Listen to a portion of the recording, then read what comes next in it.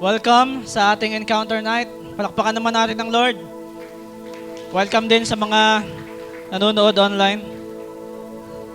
Meron tayo para pag yung mga marami kasing hindi nakakadalo dahil, alam nyo yun, para kanina parang dumaan kayo sa Grand Line. Sino nakaranas nun? Parang dumaan sa Grand Line yung sinasakyan nila sa sobrang lakas ng ulan. Praise God kasi tumila na yung ulan. Amen? Baka kauwi na kayo. Kasi suong yung papunta, paano yung pauwi? Okay, and alam nyo, pinapa-lighten ko lang yung mood ninyo dahil medyo mabigat yung ating topics. Kung nakita nyo yung post natin in our page, magiging series na yung ating pag-uusapan dito sa biyaya ng Lord, binigay ng Lord yung revelation about this. Kasi kung maalala ninyo, may mga naka-t-shirt pa dito nung last camp. Sa mga nakasama last camp, ano yung team natin? Unchained. Pero pinakita kasi ng Lord nitong nakaraan after nung camp natin that medyo mababaw pa yung Unchained. May kasunod pa, which is yung series natin sa ating Encounter Night will be called Uproot. Sabihin mo sa katabi mo, Uproot. Nakaranas na kayo sa mga school nyo na pinagbunot kayo ng teacher nyo ng damo? Hindi basta tabas eh. Sa amin dati nung elementary, hindi basta tabas. Sige, magbunot kayo ng... Yung pag hinila mo ng ganyan, kasama yung lupa at ihagis mo dun sa kalaro mo. Ganon klase ang gustong gawin ng Lord sa buhay mo. Sa mga bondages na meron ka, hindi lang basta makawala ka, kung hindi, mawala yung pinakaugat nung meron sa puso mo. Through these messages na gustong ibigay sa atin. Alam nyo, magkakaiba tayo ng pinagdadaanan, but I believe kung bakit binigay ito ng Diyos, it is because iisa tayo ng season dito sa Alfonso. Bawat kabataan na naandito ngayon, gabing ito, iisa tayo ng season. And for those na hindi nakadalo, iisa tayo ng season. Okay? And we are in the uprooting season ngayon dito sa Alfonso. Okay? So ang ating title ng unang, actually second topic na to, yung unang topic natin, yung last time, yung pinreach ni Ate Faith ninyo, and we are in month number 2. Topic number 2 sa Uproot series natin, at ang title natin ngayon is Craving Egypt. Sabihin mo nga sa katabi mo, Craving Egypt. Kaya sabi ko sa inyo, magdala kayo ng notebook, labas niyo yung mga cellphone ninyo, mag-ready kayo ng notes. Kasi medyo personal itong atake ng verses na ito ngayong gabing ito. Maniwala kayo sa akin.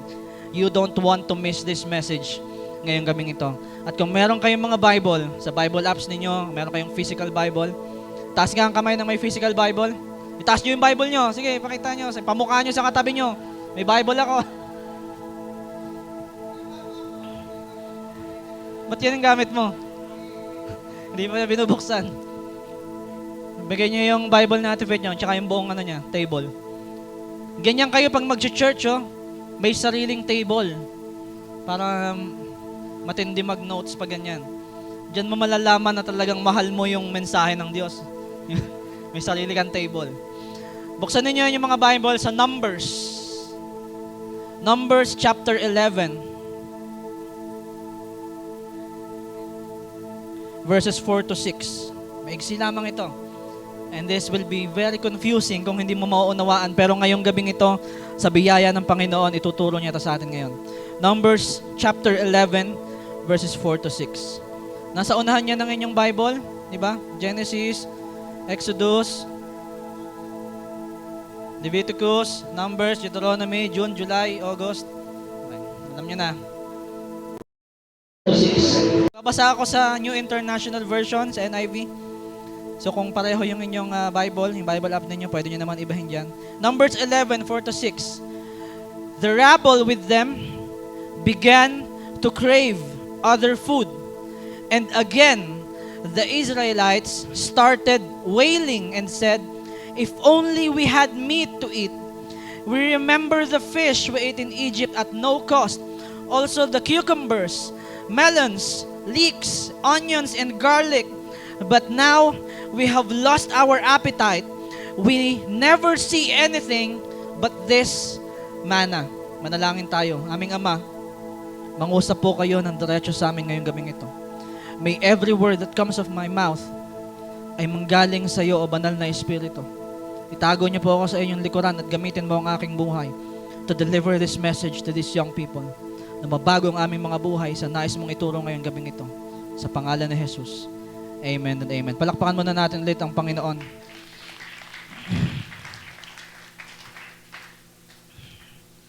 Kung nagno-notes kayo, okay, sulat nyo na. Mga nag-highlight sa kanilang mga Bible. Yan ang gusto kong makita. Mga nag-highlight sa Bible. When the past looks better than the promise, we must confront that what our cravings reveal. Alam nyo, very personal yung atake nitong verses na to. Akala nyo lang tungkol ito sa mga Israelita. But this is actually very personal for you ngayong gabing ito. And meron ba dito na you found yourself missing something na alam mo naman na hindi maganda para sa'yo? Lalo na, ito yung pinaka-common, yung toxic relationship.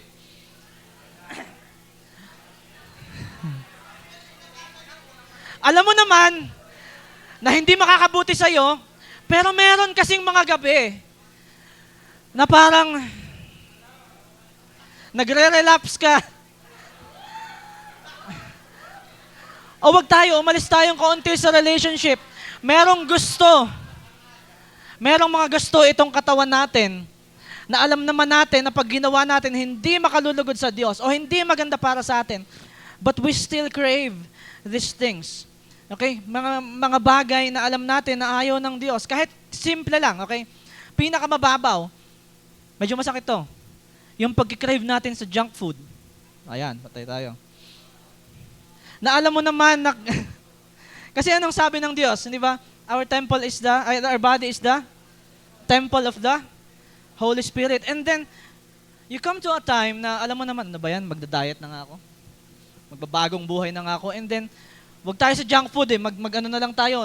Pinakamadalas i-crave ng mga city disciples, only rice.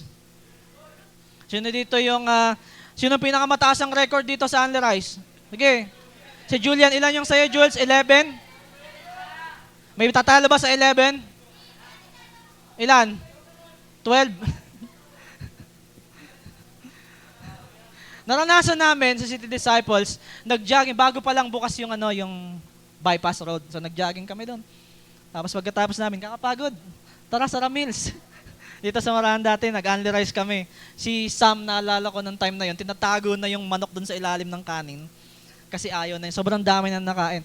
So alam naman natin that it is not good for us. O kaya ito, punta tayo sa kanina, sinabi ko, yung toxic relationships. Sino dito yung nasa toxic relationship? Kung mami na kayo, huwag na kayong magplastikan. Ha? Yung galing sa toxic relationship, o yung nagpapayo sa mga nasa toxic relationship. Alam mo naman, na hindi tama sa'yo, ilang beses na din sinabi sa'yo ng mga leaders mo, pero parang hindi mo kayang bitawan eh, okay? Because it felt familiar. Yun kasi yung katotohanan eh. Kung bakit hindi natin mabitaw-bitawan yung mga bagay na yan at lagi natin naaalala. Minsan nabitawan mo na o pinalaya ka na ng Diyos nung camp o nung sa ibang panahon, but then hinahanap-hanap mo because it feels familiar to you. May mga panahon na bigla ka na lang, parang alam mo yun, parang may kulang. Parang malungkot ako, parang may mali. Tapos makikita mo yung sarili mo, you're coming back to that thing kung saan pinalaya ka na ng Panginoon. It is actually very strange for us, for our hearts, na kayang i-desire ng mga puso natin yung mga bagay that once enslaved us. Yung mga bagay na umalipin sa atin sa luma nating buhay, our hearts is craving for those things. Alam niyo yung mga Israelita, sa binasa natin kanina, they know this all too well. Pinalaya sila ng Diyos. Sino na yung mga, nasa na yung ninyo? Nasa Egypt na ba kayo? Nasa Exodus na? Tapos na kayo sa Exodus? Sa pagbabasa sa Exodus? So yung mga Israelita, pinalaya sila ng Diyos from Egypt. Amen? So they were in 400 years of slavery. Hindi lang basta captivity. Kung hindi slavery, kung alipin sila sa Ehipto. And then, pinalaya sila ng Diyos. God sent Moses. Nakaranas, matindi yung story. Kung gusto nyo panoorin sa TV ninyo, may, ano yung pinanood natin. Cartoons lang yun, pero ang angas. Ano yan? The Prince of Egypt. Gusto mong basahin sa Bible mo, gusto mo pagsabahin mo habang nanonood ka, nagbabasa ka. Kasi very biblical yung Prince of Egypt. Yung gusto mo medyo maangas, ano yung pinapanood natin, Dave? Yung si Chisisi? Sa YouTube, The Promised Land. The Promised Land. Nakapinalaya na sila ng Lord. So, they were in 400 years of slavery. Paglabas nila doon, they have witnessed miracles. First hand. Nakita nila kung paano sila tinulungan ng Diyos. Lumakad sila sa Red Sea ng tuyo. Hinati ng Diyos yung dagat para makalakad sila. And then yung lahat ng kaaway nila from Egypt, yung mga chariots na humahabol sa kanila, ay kinain ng dagat. And then, they see that pillar of clouds by day and the pillar of fire by night. And then, nung nandun na sila sa wilderness, okay, they were on their way to Promised Land, sila ay guided at sila ay pinapakain ng Diyos. Pinapakain sila ng Diyos literal, nung mana. Yung binutukoy kanina, sa binasa natin na mana, it is actually a bread-like substance na galing sa Diyos mismo. So it is actually a heavenly kind of food. Mana. Imagine niyo yun, kung gaano sila kamahal ng Diyos that they were being fed by the very hand of God. Pero somewhere in that wilderness, merong isang dangerous na nagsimula sa kanila. Something very, very dangerous began to grow. And it is a craving. Sabihin mo sa katabi mo, craving.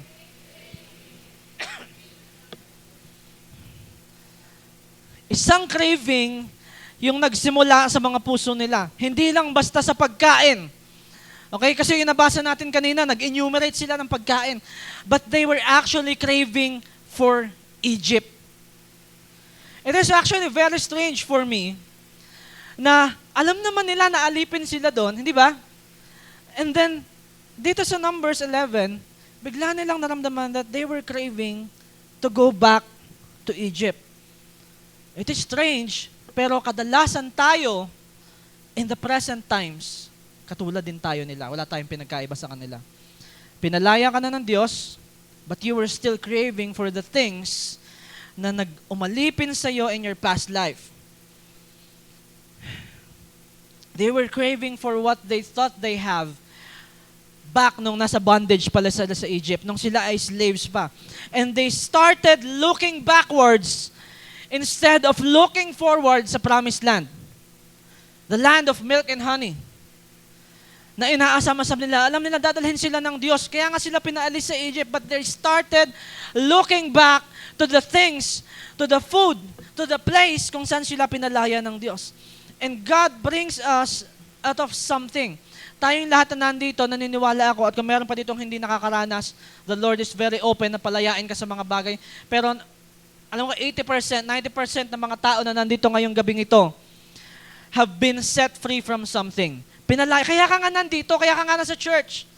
Kasi alam mo, pinalaya ka ng Diyos. Amen? Kaya nga yung kananta natin kanina, di ba? Thank you, Lord, for saving me. Kasi pinalaya tayo. Tapos yung isa pa, ano yung kananta natin kasunod? Di ba? Ano yung bridge nun? Hell lost another one. Tapos, get up out of that grave. Kasi alam natin, pinalaya na tayo ng Diyos. We are free. Amen? But there are times na nagsisimula tayo to crave those things kung saan pinalaya tayo ng Panginoon. And that is a very dangerous mindset. Okay? Sabihin mo sa katabi mo, dangerous. Nagsimula silang magreklamo sa Diyos. They started to complain. They started to past. Naakala nila, nung kinikwento nila yung past nila, parang sobrang ganda.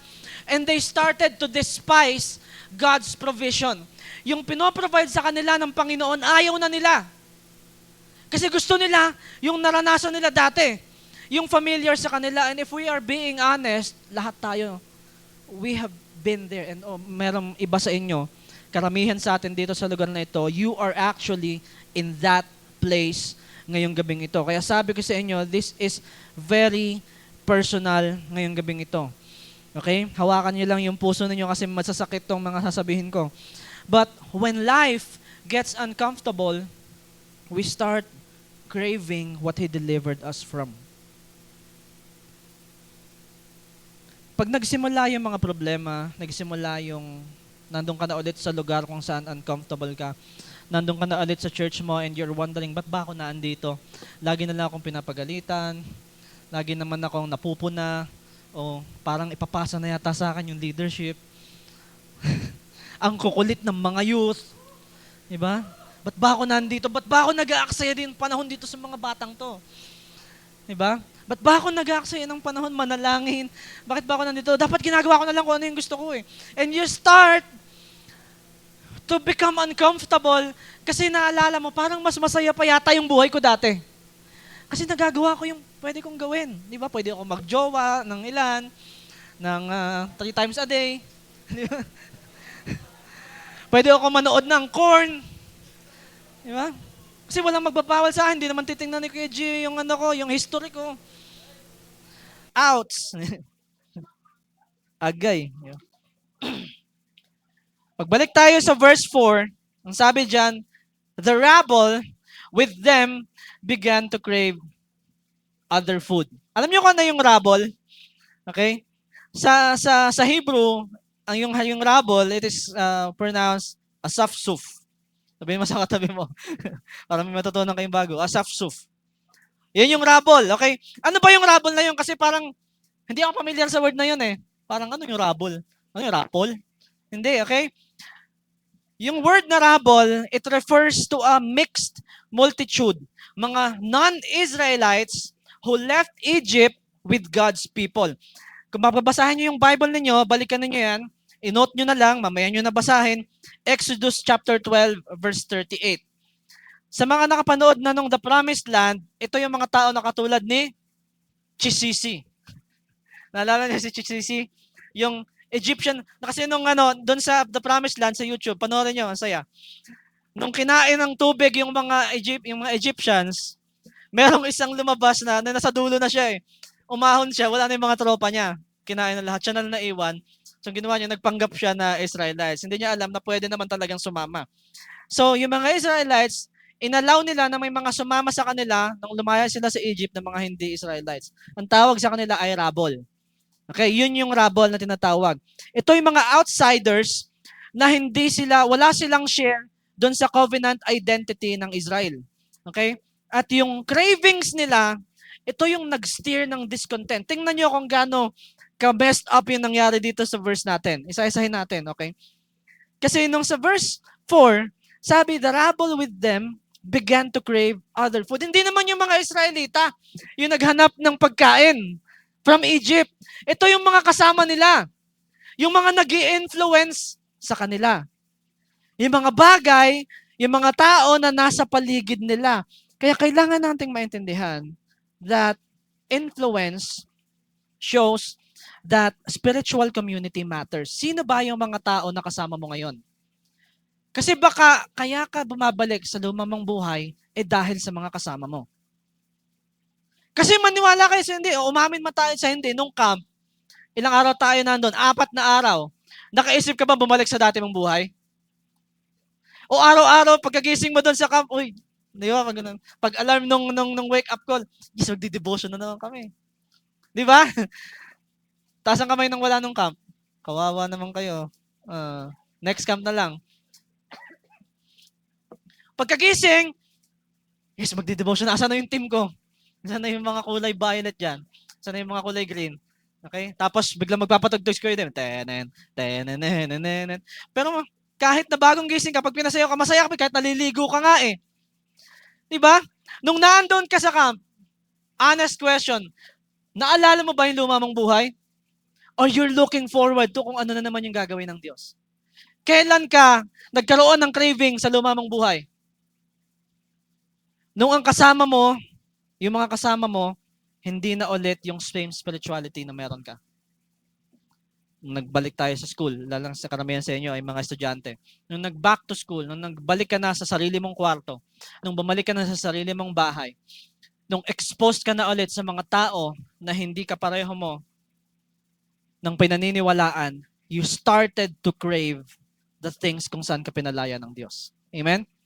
So yung foreign influence, it is actually very important sa iyo. Kaya nga gusto natin na yung community natin as tayo ay mga disciples. Amen? disciples tayo ni Jesus, yung community natin, intact tayo. Kaya nga pinipilit ng inyong mga leaders na doon sa GC natin na, mag-devotion tayo sa Monday. Kahit ayaw nyo na. Di ba? Kahit naman, sasalita na naman sila dyan. Ilang oras ba kayo inaabot doon? 1 hour? 1 hour? 1 hour na naman magaganyan si Kuya Gio. Di ba? 1 hour na naman gaganyan si Try na din. Wala mo na ako naintindihan. Nagturo si Kuya Julian. Wala bang subtitle to? Di ba? Google Meet, naghanap ka ng subtitle, no? Ano ba yung Google Meet ba yung nyo? So, kaya nga pinipilit natin na yung community natin in Alfonso, na tayo mga naniniwala kay Jesus, intact tayo, kasi tayo yung nagpapalakasan sa isa't isa. Amen? Kaya your spiritual community, kaya nga natutuwa ako lalo sa mga taga-Victorious. Amen? Taas ng kamay. Diba? Na-shoutout pa kayo. Kasi, first time ko nakakita na nakapenetrate ang banal na espiritu sa loob ng classroom. Grabe. Kung meron ditong iba, hindi ko na kayo na-shoutout, alam, kilala nyo naman yung mga sarili nyo. Yun yung gusto ng Diyos na mangyari. Nasa sobrang binago ng Diyos yung buhay natin, the Word of God, the Gospel penetrates in our schools, in our communities, in our workplaces. Kasi yun yung gusto mangyari ng Diyos. Who surrounds you, yung mga taong nakapaligid sa iyo, what surrounds you and who surrounds you can shape your spiritual appetite. Sabihin mo sa katabi mo, appetite. Your spiritual appetite is shaped by what is around you. Okay? Yung presence ng rubble sa mga Israelites represents how carnal voices, even dun sa faith journey nila. Come on, nasa faith journey sila. Papunta sila sa promised land. Di ba? Papunta sila dun sa pangako sa kanila ng Diyos. Ang ganda, overwhelming kapag ka narinig mo yung pangako ng Diyos sa'yo. Amen? Pero in that moment, dun sa daan papunta doon sa promised land na yon, they started to hear these voices na humila sa kanilang mga puso palayo sa Diyos. Cravings often begin with voices that aren't submitted to God. Yung mga bumubulong sa'yo, yung mga distractions na meron ka sa cellphone mo, yung mga naririnig mo, okay? Yung mga gusto mong gawin na salungat sa karakter ng Diyos that aren't submitted to God, dito magsisimula yung mga cravings mo. So, ang tanong natin ngayon, who is shaping your spiritual appetite? Sino ba yung nag-shape? Sino ba yung lagi mong kasama? Are you being discipled by the Word or by worldly desires? Are you listening to these worldly voices na palaging bumubulong sa'yo? Number 2, the power of craving. The power of craving and how desires distort memory and identity. Balikan nyo to, mga ninonote ninyo, dahil maniwala kayo sa akin. Kailangan yung balik-balikan to. And again, tandaan nyo kanina, nagsimula ng kaguluhan dito yung rubble, di ba? And again, the Israelites started wailing. Alam niyo yung wailing? Nakakita na kayo ng ambulansya? They started wailing. Okay? At sabi nila, if only we had meat to eat. Naalala nila bigla, sarap. We remember the fish, the meat. Naalala naman yung isda, yung talakito, yung anong paborito mong isda, yung panchanga. We ate in Egypt at no cost. No cost. Nakalimutan nila na alipin sila doon, na hinahagupin sila. Makulit ka! Naalala nila, binibigyan kami doon, libre yung pagkain namin doon. Binibigyan kami doon ng isda. At also, naalala namin yung cucumbers. Ano yung cucumbers? Ano yung cucumber? Pipino. Naalala namin yung melon. Naalala namin yung leeks, yung onions, yung garlic, na yung sarap isangag, di ba? Naalala nila yung mga pagkain. Nakalimutan nila na alipin sila sa Egypt dahil sa pagkain. Okay? At yung nagsimula nitong mga salitang ito, hindi na yung rubble. Na-influensyahan na sila ng rubble, yung mga Israelita na yung nagsasabi nitong mga bagay na to. The people crave meat and then they say, we remember. Pero yung naaalala nila doon sa Egypt ay distorted. Nakalimutan nila Naalala nila yung pagkain, nakalimutan nila na hinahagupit sila pag hindi sila nagtatrabaho. Because they were slaves. Okay? Amen? They claim that the food in Egypt was at no cost. Wala daw bayad yung pagkain. Naniniwala kayo na, na walang bayad yung pagkain sa Egypt? Naniniwala ba kayo? Hindi ba kasi alipin sila? Malaking kalokohan yung sinasabi nila dito. At no cost. But they paid with their lives in slavery. Yung mga buhay nila yung kabayaran. Parang binibigyan sila. Okay? Pero yung buhay kasi nila yung binayad nila doon. Kung gusto mong basahin, read Exodus chapter 1. Verses 11 to 14. I-note na lang ninyo. Yung craving nila nagdulot sa kanila ng amnesia. Nanonood kayo ng mga teleseryeng Pilipino? Na masyado na nating alam yung 'di ba? Biglang magkaka-amnesia yung bida, mababagok, tapos makakalimutan niya yung, alam niyo yun, yung sila na nung bida, sila ng dalawa, tapos biglang mababagok yung isa, makakalimutan niya, tapos maalala niya na, tapos biglang dadating yung tatay niya na mayaman pala. 'Di ba? Parang ganun eh. Yung cravings nila, nagdulot sa kanila ng amnesia at this time about the cost of their past. Nakalimutan nila kung ano yung cost ng luma nilang buhay. Craving can lead you to romanticize past bondages. Yung mga bagay, kung saan ka pinalaya ng Diyos, you start to romanticize it. Gawin ko kaya ulit yun. Gawin ko kaya ulit yung gusto ko to eh, ganito ako dati. Ito yung ginagawa ko dati. Okay? And when the present feels dry, we misremember the pain of the past. At ang mas matindi, we start to doubt God's plan forward. Alam niyo ba sa mga nagrereklamo na to, itong mga nagkakagulo na to, yung rabble, yung mga Israelites at this time, wala namang nakapasok sa kanila sa promised land. Hinintay ng Lord na magkamatay sila lahat kasi ang kukulit nila eh. Ang nakapasok sa promised land, yung next generation. Gusto niyo yon? Yung mga pangako ng Lord sa atin hindi mangyari, tapos ang matupad yung mga pangako na yun sa mga next generation at sa mga anak-anak natin. Kasi makukulit kayo. Gusto niyo yon? Kung ayaw ninyo na yun, okay? Kung ayaw niyo ng bagay na yon, makinig kayo sa akin ngayong gabing ito. Okay, kasi gusto natin yung mga pangako ng Lord dito sa generation natin, mangyari in this generation at maranasan natin yon. Not for the next generation. Kung magpangako ng Lord ng iba sa kanila. Pero sana yung sa atin mangyari. Pero mangyayari yon if you stop craving the past. Okay?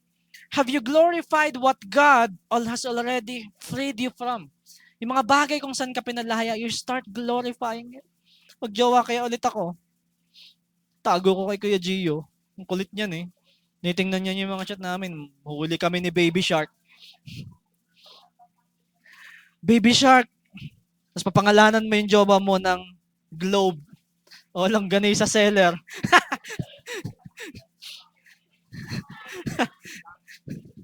Sa amin may nahuli kasi sa amin ang pangalan ng jowa alam mo yung tawagan nila, Baby Shark, si Kuya David.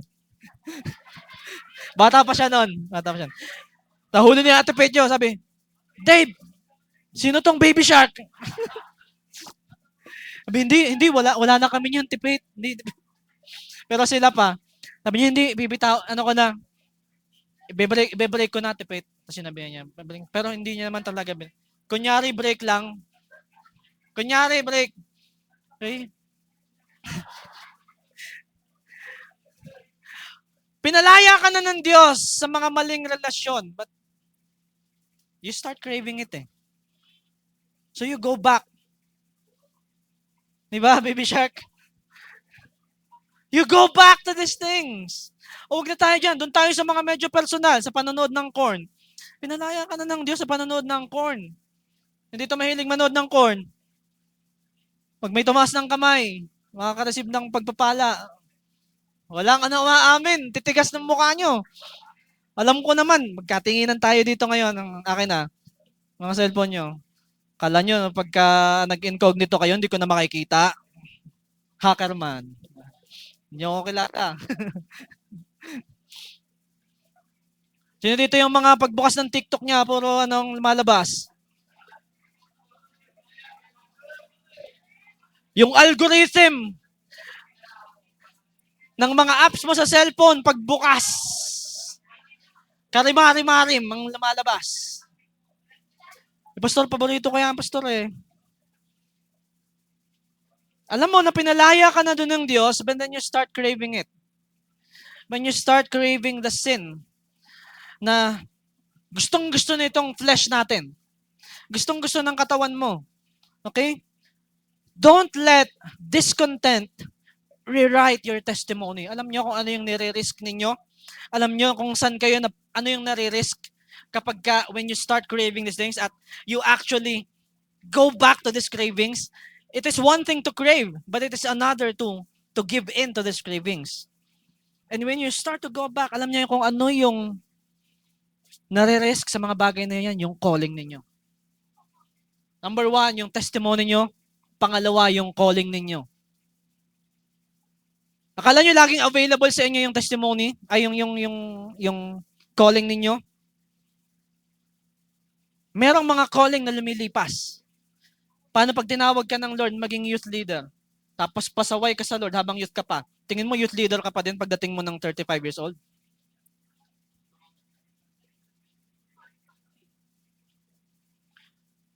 Ikaw pa rin yung youth leader sa church nyo? May asawa at anak ka na? Hindi mangyayari yon. Pag nilaktawan mo, yung calling mo na tinawag ka na ng Diyos ngayon, delayed obedience is still disobedience. Okay? May mga calling na lumilipas. Tandaan nyo yan. And when you start craving these things at displeased sa'yo ang Lord, the Lord will never be disappointed sa'yo.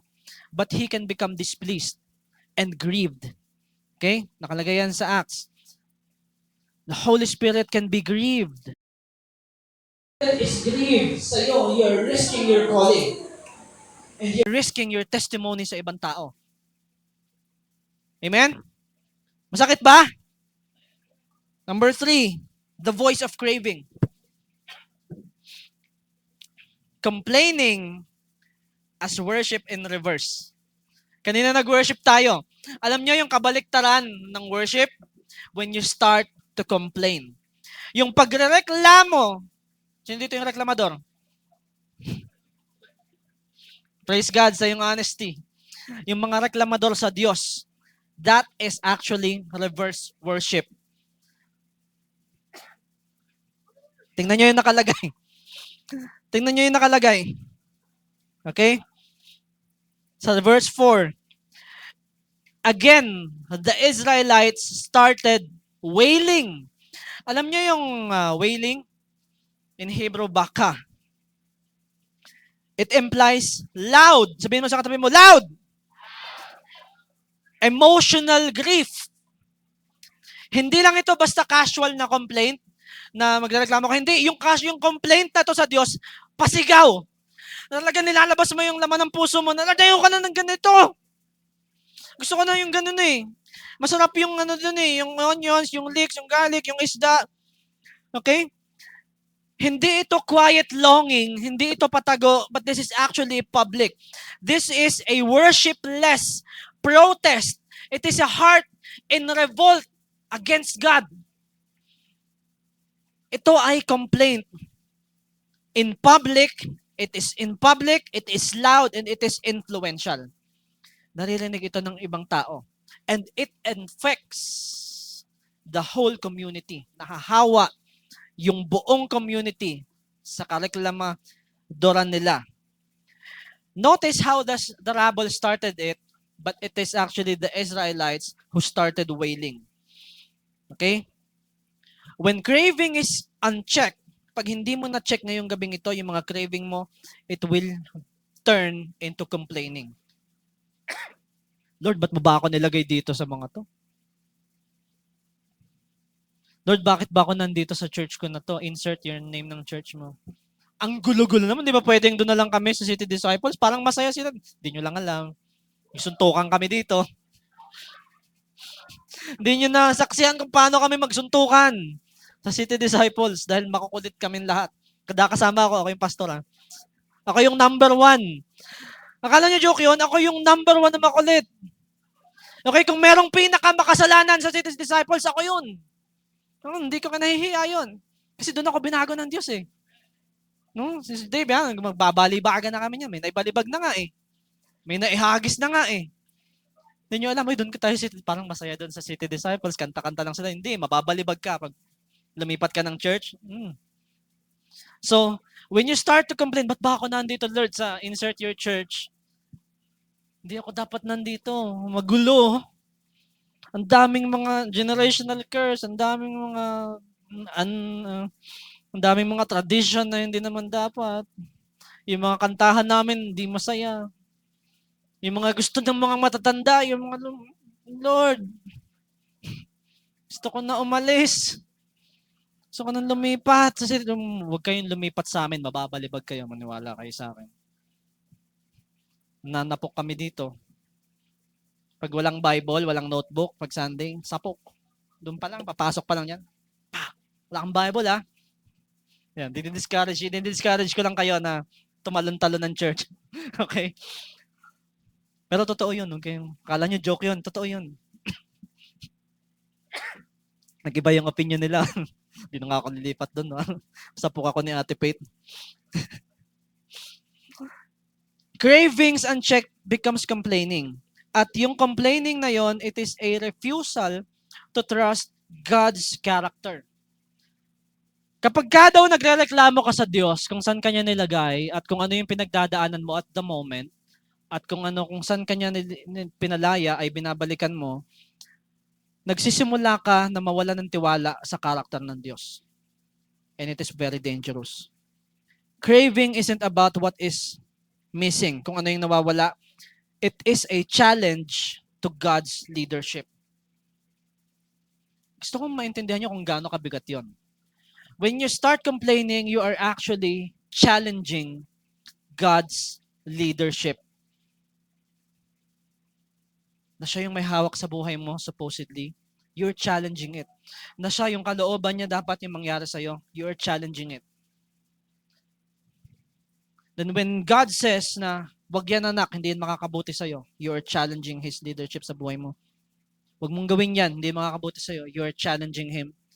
And your words will be marked by either worship or whining. Dalawa lang yan. You worship or you complain. What you magnify in the wilderness reveals what you truly worship. Sobrang saya basahin itong journey ng mga Israelita na to. Lalo na pagdating na sa dulong part na papunta na sila sa promised land and it is yung leadership ay nagsisimula na mag-shift papunta kay Joshua. Tapos nagpapadala na sila ng mga espiya dun sa lugar. Yung 10 nga ba yun? Tama ba ako? 12 spies. Tapos pagbalik, yung 10 pangit yung tayo punta doon, ang lalaki ng tao, parang 2 basketball court yung taas ng tao. Kakagis tayo ng mga yun. Tapos 2 lang sa kanila yung report ay kaya natin yan. Very interesting. I am imploring you na basahin ninyo itong kabuuan ng journey ng mga Israelites kasi alam mo, ilang verse lang tong pinag-uusapan natin ngayon pero ang sakit-sakit na nito. Okay? What you magnify in the wilderness reveals what you truly worship. Sino ba talaga yung pinapupurihan mo? It will be shown. It will be magnified habang nandyan ka sa wilderness at naghihintay ka sa pangako ng Diyos sa iyo. Verse 6. But now we have lost our appetite. Ito yung matindi. But now we have lost our appetite. We never see anything but this manna. Wala na kami ng gana, Lord eh. Lagi na lang ito yung binibigay mo sa amin, tong manna araw-araw pagkagising. Mana na naman, mamayang tanghalian, almusal, manna, tanghalian, manna, hapunan, manna. Lord! No. Number 4. The effect of craving. Despising God's daily provision. Hindi nyo naiintindihan kung gaano kabigat to. Okay? We lost our appetite. Ang ibig sabihin nun, sa madaling salita, our souls are dried up. Tuyo na yung aming mga kaluluwa. They claim that manna is nothing. Galing to sa Diyos. Yung manna ay pagpapakain sila. It is a miracle bread from heaven. Sulat niyo ulit, Exodus 16:4. Basahin niyo mamaya. It is miracle bread from heaven. They no longer saw the miraculous in the mundane. Sa spirit, sa earthly realm. Hindi na nila, alam yun, sobrang familiar na nila doon sa miracles na nangyayari sa kanilang lugar that they actually start to despise it. Na yung pagpaprovide sa kanila ng Lord, ayaw na nila.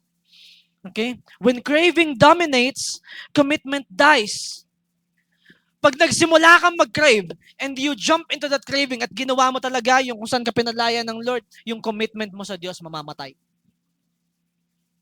Kung bakit meron sa inyo na nagsisimula na naman, ayoko na, papractice na naman, tugtog na naman kami sa church, sasayaw na naman, tapos, mag-Bible study na naman kami, tapos Sunday na naman, tapos, ano na naman gagawin namin?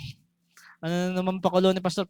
When you start to become over familiar with these things, alam nyo, manna is a picture of Jesus.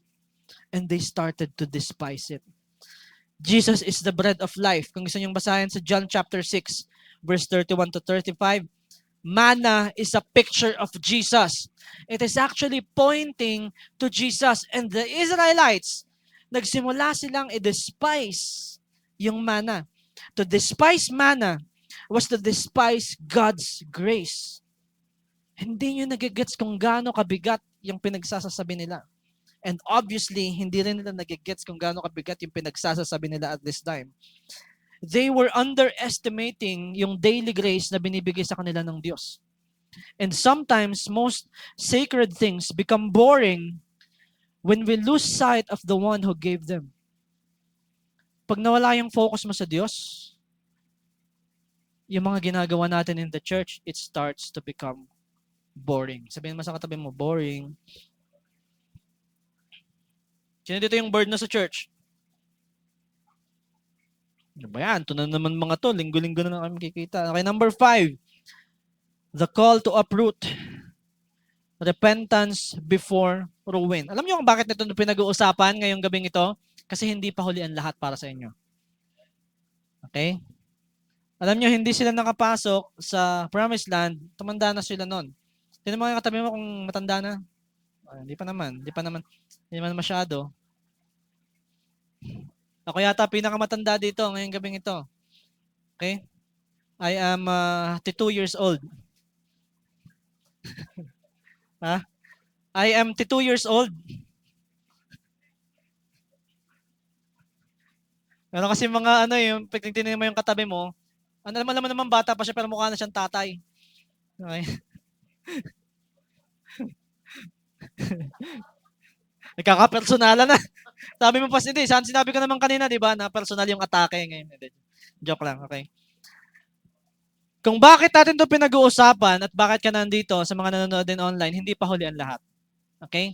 Repentance before ruin. Kailangan na natin ngayon mag-repent bago pa sirain itong mga cravings na ito yung ating buhay. Alam niyo kung bakit? Tingnan natin kung gaano kabigat yung response ng Lord. Tumalon tayo ng kaunti sa Numbers 11, verses 18 hanggang 20. Sumagot ang Diyos sa mga pinagagagawa nila, and we can read it in 18 to 20. Consecrate yourselves in preparation for tomorrow when you will eat meat. So finally, pagbibigyan na ng Diyos, di ba? Amen? Pagbibigyan na ng Diyos, kakain na sila ng karne. Kasi, ang kukulit nila, ayaw na nila ng tanapay. Di ba? Ayaw na nila nung malunggay, kung ano man yun, yung mana. Ano kayong lasa ng mana? No? Hindi ba kayo nag-iisip? Ano kayong lasa ng mana? Sino may mahilig dito sa tanapay? Yung pag nag-practice kayo sa church, lagi may tanapay. Anong paborito? Ang paborito namin dito, pandikoko eh. Tsaka yung cheese ball sa baba. Ano sa inyo? So, minsan nag-iisip yung, ano kayong lasa ng mana? Pagka ako nakita ko si Jesus, pagkatapos na ako na, ano mo yun, ma-amaze. Ewan ko kung matatapos yon, pero tatanungin ko sa kanya, Lord, anong lasa ng mana? Pwede makahingi ng isa lang. Kasi sila ayaw na nila ng mana. And then, sumagot ang Lord, ihanda niyo yung mga sarili kasi bukas, kakain kayo ng karne. You will eat meat. Sabi dito, the Lord heard you when you wailed. If only we had meat to eat, we are better off in Egypt. Now the Lord will give you meat, and you will eat it. Okay, it will start to turn violent. The Lord will give you meat, and you will eat it. You will not eat it just for one day, or 2 days, or 5, or 10, or 20 days, but for a whole month. Kulit kayo ah. Ito yung matindi. Until it comes out of your nostrils, and you loathe it, because you have rejected the Lord who is among you, and you have wailed before Him, saying, why did we ever leave Egypt? Kakain kayo ng karne hanggang lumabas ito sa mga ilong nyo. Basically, is what the Lord is saying, at hanggang magsawa kayo sa karne. Hindi isang araw, hindi dalawa, hindi tatlo, hindi lima, hindi 10, kung hindi isang buong buwan kayong kakain ng karne dahil makukulit kayong lahat. Is what the Lord is saying to the Israelites. Gusto nyo sabihin din ng Lord to sa inyo? Okay, because you are craving for toxic relationships, lubos-lubosin na natin. Okay, I will give you toxic relationships, and I will give you a broken family. Yan din naman yung gusto mo, di ba? Magtoksika na tayo. Gusto nyo yon? Toxic na natin yung buong buhay mo. Dahil yun naman ang gusto mo. Sino dito yung galing sa broken family?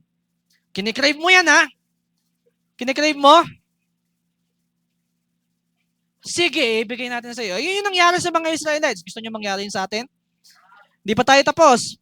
Talon tayo sa 31 to 34. Tingnan nyo kung anong ginawa ng Lord. Now, a wind went out from the Lord and drove quail in from the sea. Naglabasan ngayon yung karne, yung mga pugo. It scattered them up to 2 cubits. Alam nyo kung ano yung 2 cubits? 3 feet. Alam niyo kung gaano kalaki ang pugo? Nakakita na kayo ng pugo? Hindi, nakikita niyo na yung wek-wek na eh. Di ba ang liit ng itlog noon? Pero yung pugo, mahilig ako mag-alaga niyan kasi weird ako ng bata. Lumalaki yan, pag adult na yan, ganito lang yung kalaki. Yan pwede na siyang kainin. Ang cute nila kasi tinutuka lang yan ng manok eh. Pag nababadrip sa kanila, niliit nyo ha, pak! Yung mga pugo ko dati wala ng batok eh kasi inaapi ng mga manok ko na ano. Bumibili din ako ng sisiw na may kulay. So sabay silang lumaki pero mas malaki kami sa mga to ah. So imagine kung ganito lang yung kalaki, sino dito yung 3 feet lang katangkad? Sino yung pinakamaliit dito? Ilang feet si Sam? So pagpalagay natin ng 3 feet ay mga hanggang dito. So sa sobrang dami ng lumabas na pugo, napuno yung lugar ng pugo up to 3 feet. Gusto nyo ng karne, di ba? O, eto na. Okay? It scattered them up to 2 cubits. Nakamoy na kayo ng ipot ng pugo? Alam niyo kung gaano kadaming ipot ang pinoproduce ng 3 feet na pugo? Na-imagine nyo na yung sitwasyon nila.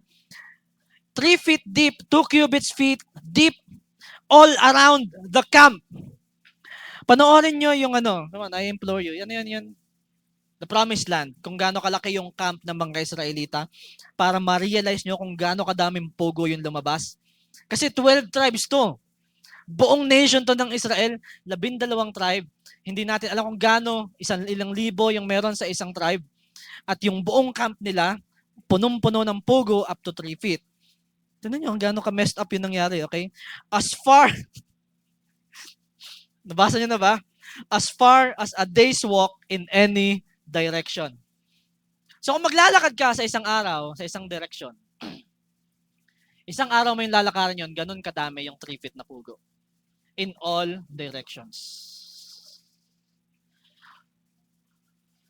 At ito lang yung kakainin nyo sa loob ng isang buwan. Make sense na, okay? All that day and night and all the next day, the people went out and gathered quail. Tingnan nyo manghuli. Ang hirap hulihin ng pugo. Sino nakatry na manghuli? Hindi mo kayang habulin to. Pero sa kanila, bubukas ka lang ng tent mo, good morning. 3 feet, come on. Tadakot ka na lang dun. Oh, adobo naman. Pugo curry. Ewan ko kung nakaranas na ba kayo kumain ng isang putahe lang sa loob ng isang buwan? Nakaranas na kasi ako eh. When I was in fourth year high school, nasa Dasma ako, wala akong choice kasi ang nagpapakain sa akin ay yung canteen. Okay? Ako ay isang simpleng tao. Sa school ako nakatira, literal. Kasi ang tatay ko ay maintenance ng school. Maintenance siya ng school, so nakisali lang ako doon. Sabi ko, pwede po ba ako pumasok dyan? Utang yon, private school. Kala nila mayaman din ako, pero hindi nila alam. Doon ako natutulog sa school. Maglatag lang ako ng karton doon sa gabi, sa grade 5. Doon ako matutulog. So kung ano yung tira sa canteen for the day, yun yung pagkain namin. At naranasan ko ng isang buwan ng adobo. Pagkatapos ko ng fourth year high school, mga 2 taon akong hindi kumain ng adobo. True story. May mga kasama ako na pwede magpatunay. 2 taon akong hindi. And I can just imagine kung anong pinagdudusahan nila because of their disobedience. Okay? Tuloy natin pagbabasa. All that day, night and day, next day, the people went out and gathered quail. No one gathered less than 10 homers. Ano na naman to? May sukat na naman. Wala daw kahit isa sa kanila ang nag-ipon ng mas mababa sa 10 homers. Alam niyo kung alin yung 10 homers? It is 1.6 metric tons. Okay? 1.6 metric tons. Kasi laki ito ng isang kotse. Ganon kadami yung iniipon nila araw-araw. Then they spread them all out around the camp, but while the meat was still between their teeth, and before it could be consumed. So kinain din naman nila. Kasi request nila yun sa Lord, binigyan sila.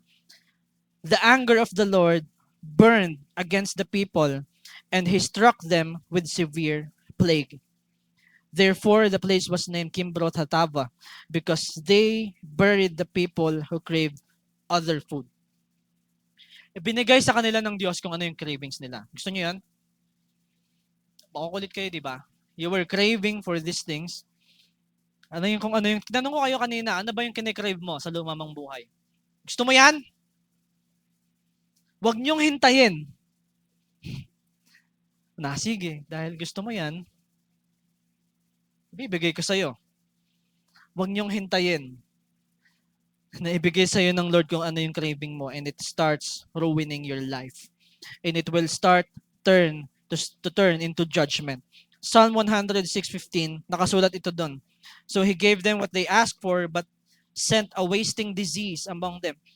Nagkaroon ng plague. Hindi na ako magtataka doon sa plague na yon. Kasi kung ganun kadami yung pugo. Sabi ko sa inyo, nakamoy na ba kayo ng ipot ng pugo? Hindi na ako magtataka na nagkasakit sila sa pangyayari na yon. Okay, kung papaganahin ninyo yung logical, yung mga utak ninyo at na ganun kadami yung pugo, saan nila ilalagay? Yung mga, yung mga, di ba? Yung mga tira na lang eh. Kasi paglabas mo, 3 feet pa din eh. Hindi naman nababawasan eh. Di ba? So God gave them what they asked for. And sometimes, God lets us taste our idols. Hindi para i-bless tayo, but to show us the emptiness na meron dyan sa lugar na yan. Have you been so deep in sin? Meron ba dito na you've been so deep in sin na you start to feel empty? Because I have been in that place and it is not beautiful. Cravings must be uprooted or they will take root and bear bitter fruit. Okay, meron na tayong spoiler para sa next month. They will take root and bear bitter fruit. So what craving is God calling you to confront and uproot? Alam mo yung mga cravings na yan? 2 bagay ginagawa dyan. Pwede mo yung iwasan o pwede mo siyang i-confront at dalahin mo sa paanan ng Diyos. Kasi minsan, alam niyo, di ba kayo sawan tumakbo?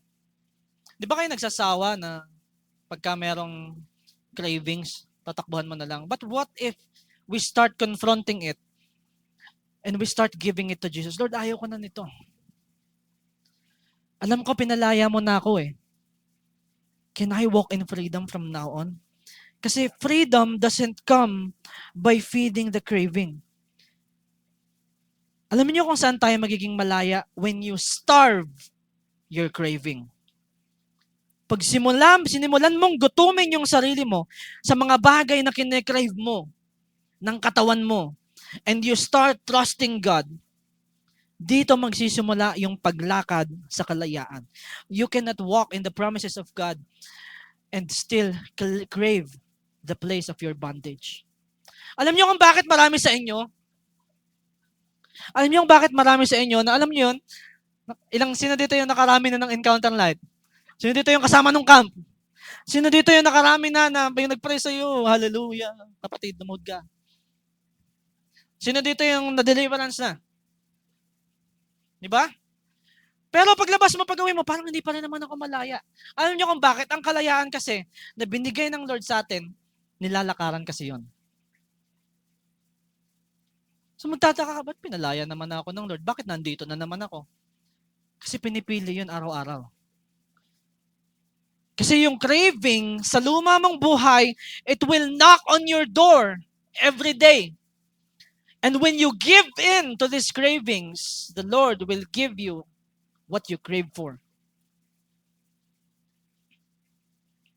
Kaya ka magtataka, bakit parang hindi ako malaya? Bakit parang nagfo-fall ako sa sin every time? Bakit pagka nakakita ako ng ganito, paborito ko to dati, bakit bumabalik na naman ako dito? Bakit parang ganito naman yung buhay ko dati? Why am I always going back to these cravings? It is because the freedom, malaya kung tatanungin niyo ako ngayon, kung malaya ka na ba talaga? Yes, pinalaya ka na ng Panginoon. But you have to walk in it. Kailangan mo itong lakaran. Okay? Amen? Amen ba? It makes sense?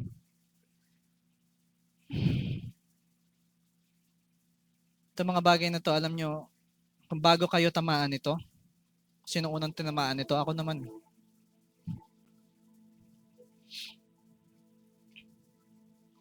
Alam nyo, alam nyo karamihan sa atin, bago tayo makarating doon sa pangako ng Diyos sa atin, the promised land, we start to wander in the wilderness. Karamihan sa atin ngayon, in your seasons, sa inyong church, sa inyong youth group, you are in the wilderness. And yung wilderness na yon, it was never meant to be easy. Pero, it was never meant to be Egypt either. Pinalaya ka na nga sa Egypt eh. Ngayon, nandito ka sa lugar kung saan naghihintay ka ng pangako ng Diyos sa'yo. Pero yung lugar na yan, hindi rin yan madali. Hindi rin madali kung saan ka pinalaya ng Diyos. Pero ang kagandahan ngayon, kung nasaan ka, you have to recognize that the Lord is with you. Na nagpo-provide naman siya para sa'yo. Na favored ka na ng Lord. Yung mga bagay na hinihingi mo sa Kanya, na sakto sa kalooban niya sa'yo, ibibigay niya sa'yo yan eh. Kung may hinihingi ka sa Kanya, kalayaan mo, kalayaan ng mga kapatid mo, ng pamilya mo, revival sa church ninyo, ibibigay niya yan. But when you start craving Egypt, nire-risk mo yung mga bagay na yon. God didn't bring the Israelites out of Egypt just to wander in the wilderness. Meron silang destinasyon. The same as you. The same as all of you ngayong gabing ito. Meron tayong destination. May pangako sa atin ng Lord. Personal, as a church, as a community dito sa Alfonso, may pangako sa atin ng Diyos. Kung hindi nyo alam kung anong pangako ng Diyos sa Alfonso Youth, it is a legacy of healed hearts. Baka nakakalimutan nyo na kasi. Sa mga bago lang nakarinig, alam nyo, gusto ng Lord ng restoration sa kabataan ng Alfonso. From bondages. Alam nyo, sobrang laki ng percentage ngayon ng mga kabataan who are from broken families. Gusto ng Diyos that in the next generation, there will be no more broken families. Yun yung pangako niya sa atin. Pero paano mangyayari yun? When you crave toxic relationships. When you crave the things of the past, saan ka pinalaya ng Lord? Hindi mo ba kayang maghintay? No? Yan yung tanong kasi ng Lord. Hindi nyo ba kayang maghintay? Hindi nyo ba kayang maging grateful sa binibigay ko sa inyo ngayon? He was leading them to the promised land, which is equal to freedom, identity, and intimacy with Him. But the journey in the wilderness exposed something dangerous sa mga puso nila. And their hearts still long for where God set them free from, for what God left them behind.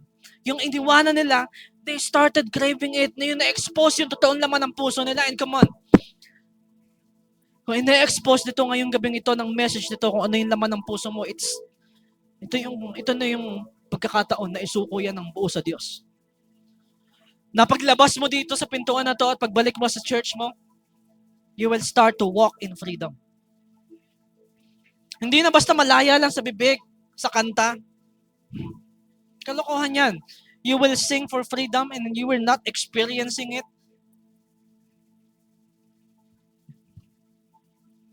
Ang dami nating kanta about freedom, di ba?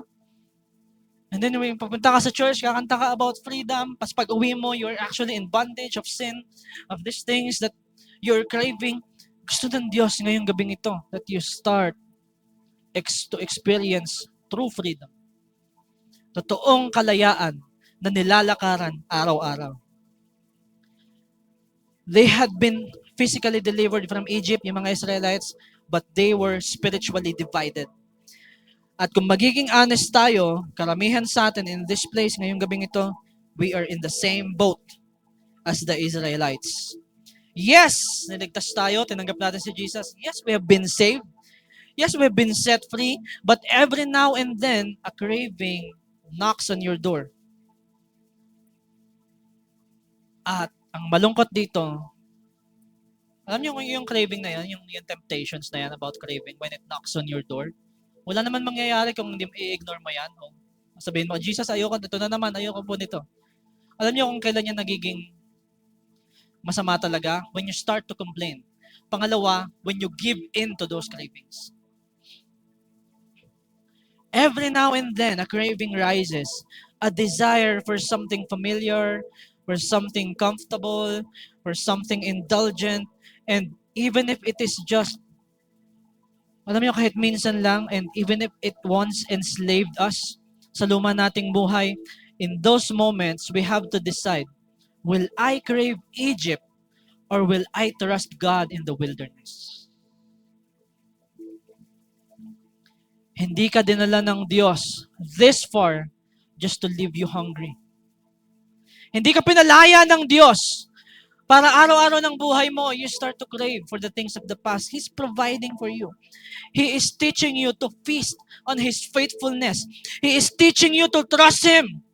But if you keep craving the past, you will never fully embrace the promise. Let us forget it. Kalimutan na lang natin yung mga pangako ng Diyos if you always crave for the past. And what I am telling you right now is it is time to uproot those cravings. Pwede ba tayong tumayo lahat?